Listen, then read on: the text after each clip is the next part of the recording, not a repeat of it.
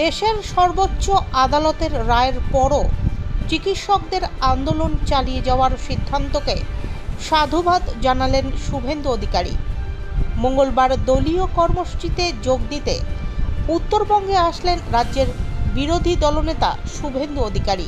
এদিন বাগডোগরা বিমানবন্দরে নেমে সড়ক পথে মাথা ভাঙার উদ্দেশ্যে রওনা দেন তিনি।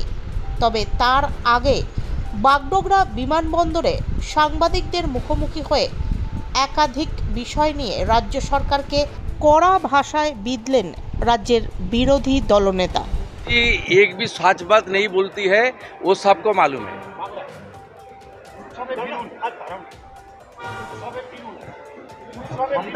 কাল উত্তর দিয়েছি, বারবার উত্তর দেওয়ার কোনো দরকার নেই। উনি ঠিক করার কে? উনি ঠিক করার কে? উনি ঠিক করার কে? উনার বিরুদ্ধে এবারের লোকসভা ভোটেও 54% লোক উনার বিরুদ্ধে ভোট দিয়েছে। উনি মাইনরিটি মুখ্যমন্ত্রী। এবারেও উনার পার্টি 45.67% ভোট পেয়েছে। গরিষ্ঠ সংখ্যক বাঙালি উনার বিরুদ্ধে ভোট দিয়েছে। অতএব উনি বাঙালি কি করবে সেটা ঠিক করার মালিক মমতা ব্যানার্জি নয়।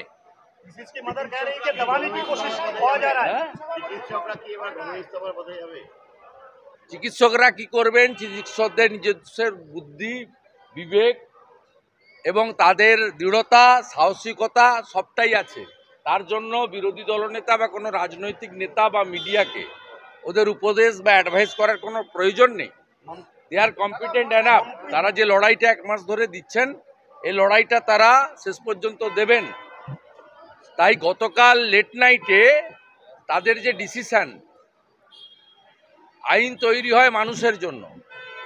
অর্থাৎ সেই মানুষ যদি মনে করে যে আইন মানুষের পক্ষে যাচ্ছে না, মানুষ যে কোনো সিদ্ধান্ত নিতে পারে, তাই আমি কলকাতা এয়ারপোর্টে ফ্লাইট ধরার সময় স্যালুট করে এসেছি জুনিয়র ডাক্তারদের গতকালের সিদ্ধান্ত।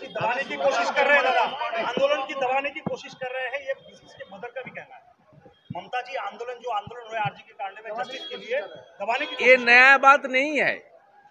ममता बनर्जी इधर है मुसलमान वोट और पुलिस का द्वारा पूरा बंगाल में पुलिस को गुंडा बनाया और गुंडा को संरक्षण देना ममता बनर्जी का काम है। यहाँ से 50 किलोमीटर दूर चापड़ा है, वहाँ जो जेसीपी का हादसा हुआ ना, सब पूरा देश देखा।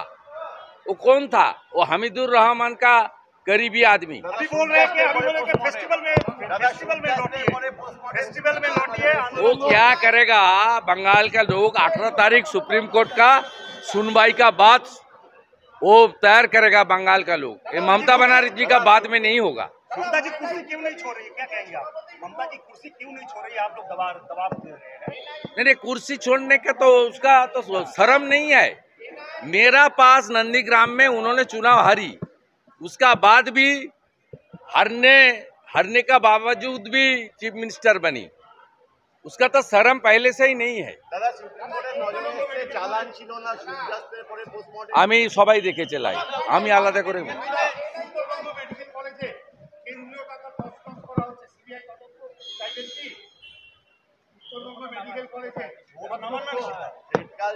আমরা আগেই বলেছি শিক্ষা খাদ্যের থেকেও বড় দুর্নীতি হয়েছে স্বাস্থ্যে। আমরা আগেও 2 বছর ধরে বলেছি শিক্ষা গেছে জেলে, খাদ্য গেল জেলে, এবার স্বাস্থ্য যাবে জেলে। ও স্বাস্থ্য যখন জেলে যাবে তার বাইরে উত্তরবঙ্গ মেডিকেল কলেজ নয়। আপনি আরজি করে ভাবতে পারেন 800 টাকা দামের খাট 30,000 টাকা দিয়ে কিনেছে চোর সন্দীপ ঘোষ।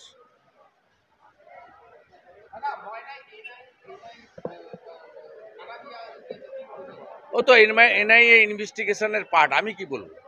আরও এক্সপিডাইট করা দরকার, বাকিদেরকে বিজয় ভূঁইয়া মার্ডার কেসে বাকিদের অ্যারেস্ট করা দরকার এবং খুব কুইক চার্জশিট দিয়ে ওরা যাতে কনভিকশন হয় তার ব্যবস্থা করা।